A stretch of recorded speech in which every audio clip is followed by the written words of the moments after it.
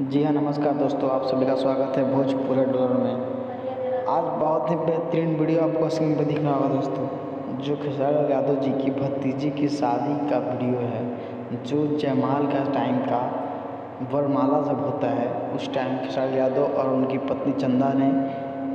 दोनों स्टेज पर शामिल थी और बहुत ही सुंदर वीडियो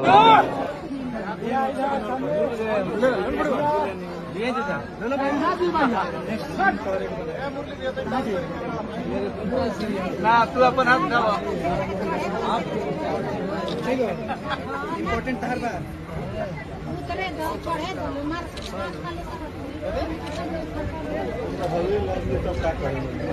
सबसे बड़का ट्रेन आ गई